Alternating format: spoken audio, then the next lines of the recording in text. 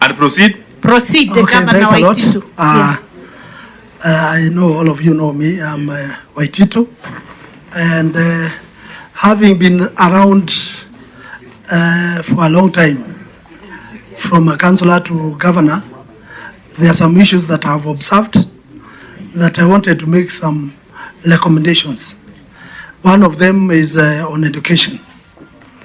On education in particular, I wanted to recommend on the issue of distribution of bursaries, which have been involved for a long time. I wanted to suggest and recommend that they be removed from the CDF of the Member of Parliament, because the manner in which bursaries are distributed is selective. The people who support the MP tend to benefit more than the people who do not support the Member of Parliament. If you look at the students, all the students nationally attend the same exam. They need to be given equal footing as far as preparations on exams is concerned. But if one student gets 1,000 shillings because of how the father voted, and another one gets 10,000 because of how the parent voted, that is unfair for that student who did not vote and is getting less money. If we want to equalize, the national government must take over the distribution of bursaries such that a student in Suba gets the same amount as a student in Githunguri and a student in Wajir, because they are facing the same exam, the same environment as students. But a student cannot be discriminated because of how the parent voted in the same constituency and how and where the student was born. And if they are the same students. Governor, you've taken 1 minute on that alone. So Yes. Please take note, you have 4 more minutes in case you have more issues. Yes. And that you have prosecuted very well. Yeah, I'm still continuing the same. If you consider an orphan in Rodwa, it is the same orphan in Kajiado. So both orphans should get the equal amount of funding from the government. So as far as I'm concerned, and I know that is a concern to so many other people, distribution of bursaries should be given to a national body, just like the way university is given to help, so that distribution of bursaries can be national. Let the Member of Parliament just oversee the distribution. The point is made.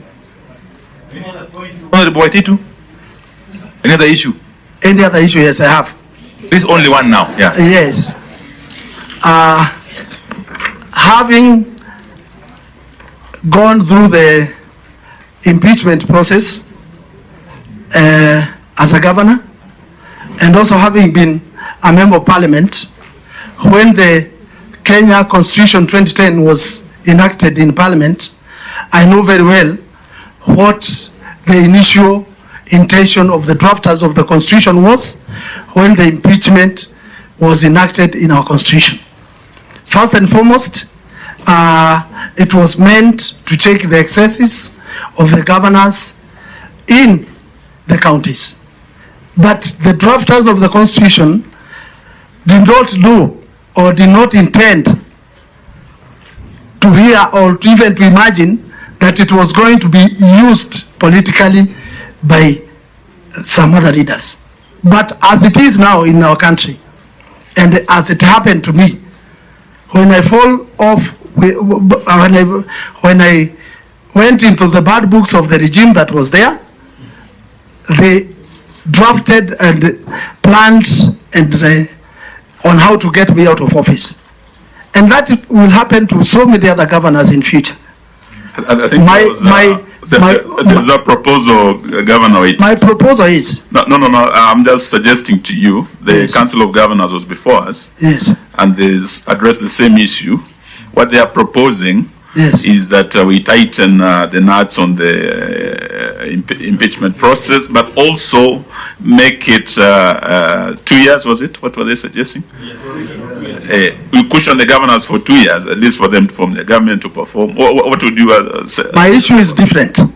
What my suggestion was, because the drafters of the Constitution, the initial idea of impeachment was not meant to be political. It was meant to check the excesses of the governors. My suggestion is, because impeachments will continue, I'm not opposed to impeachments, but since the governor will have fallen off with the regime or the support of the politicians, it should be only for that period that governor was elected. It should not be forever, because you are punished by one regime because you've fallen off with them, and they are, as it is now, as per chapter 6, you are supposed to suffer politically throughout your life. It is unfair. It's for 10 years, Governor. It's not for... No, even 10 years. Why should you suffer for 10 years while the regime that wanted you out of office is gone, and there is another regime now which is friendly to you? Why should you be affected because of that regime that has gone home? It should be made to be clear. The intentions of the drafters of the Constitution was that impeachment is only to check the excesses of the governors, but not to make sure that you are always politically right with the leadership in the presidency level. Otherwise, so many other governors are going to suffer, and we must make sure that this committee takes care of all the loopholes that has been there in our Constitution. Therefore, my recommendation, together with my other governor who was impeached like me, Sonko, is that this committee makes sure that the impeachment is only going to be for that period that you are elected, when you are not in good books with the leadership that is there in the government. Thank you so much. Thank you, Governor Waititu. We appreciate, and I think as a governor, I want to say it's about time we really relooked at the impeachment process and made sure that it is safeguarded from political interference and misuse, so that we can protect people like you're saying. So I think that's something the committee is very alive to. And Chair, if you have any document, I think we'll be happy to look at it on weaponization of the impeachment process. You raised a very, very salient point. Exactly. In fact, just to tell this committee, I had